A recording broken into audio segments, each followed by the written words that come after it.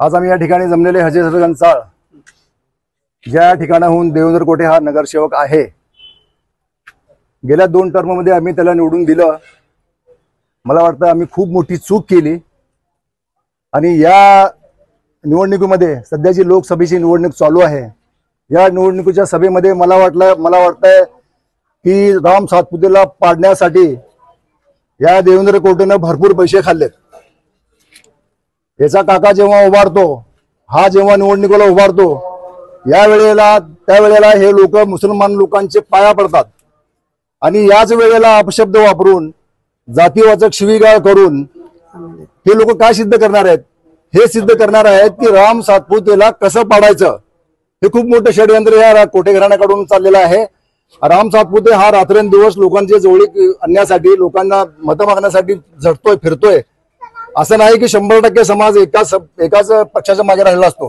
काही समाजाच्या लोकांमध्ये नाराजगी असते। ते नाराज लोक राम सातपुतेला मतदान करण्यासाठी तयार झालेले होते, पण याच्या एका वक्तव्यामुळे आज समस्त मुस्लिम समाज, सोलापूर जिल्ह्यातला समस्त मुस्लिम समाज हा राम सातपुतेच्या विरोधामध्ये गेलेला आहे आणि राम सातपुते हा 100% पडणार आणि त्याला 90%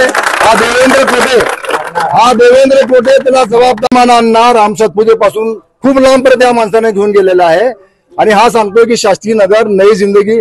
बेटा तू तिथे आता पाय पण ठेवू नको, नाही तुझी परत येण्याची गॅरंटी पण कमी आहे।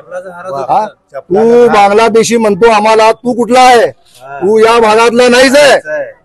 आम्ही आपसातल्या नाराजगीमुळे तुला निवडून दिलं। या भागातले नेते मराठा, प्युअर मराठे, तो प्युअर मराठाच नाहीये, तू डुप्लिकेट मराठा आहे।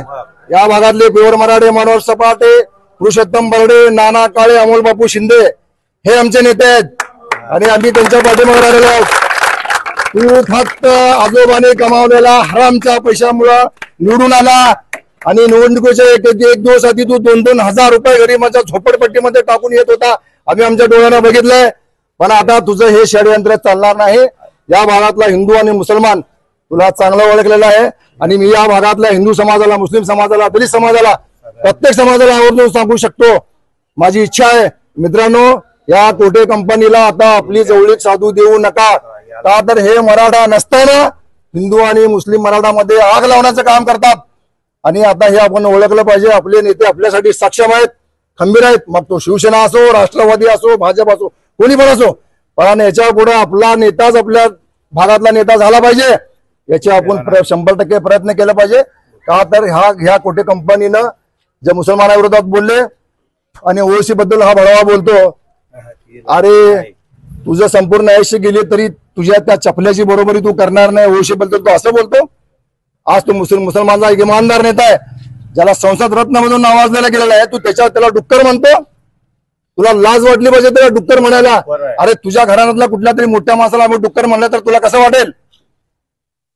तुझं राजकीय अस्तित्व इथं संपलेलं आहे आणि तू राम सातपुते बरोबर खूप मोठी खेळी केलास आणि भाजपच्या उमेदवाराला पाडण्यामध्ये तुझा 90% हात असणार आहे आणि भाजपचा उमेदवार इथून पडणार म्हणजे पडणार।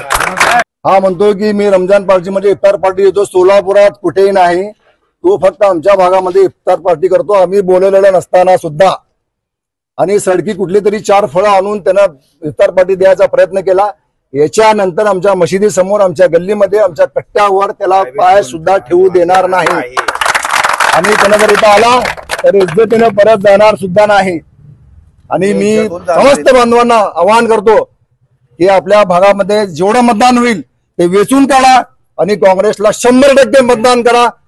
यांनी स्वतःच राम सातपुतेला पाडायचा प्रयत्न करत आहेत तर आपण बी त्यामध्ये सामील होऊ। आमचा तर पक्ष काँग्रेसच आहे, आम्ही त्यासाठी सक्षम आहोत, पण यांनी जे षडयंत्र राम सातपुतेच्या विरोधात रचलेलं आहे ते 100% तडीच गेलं पाहिजे आणि राम सातपुते 100% पडला पाहिजे, हे आमचे प्रयत्न असतील।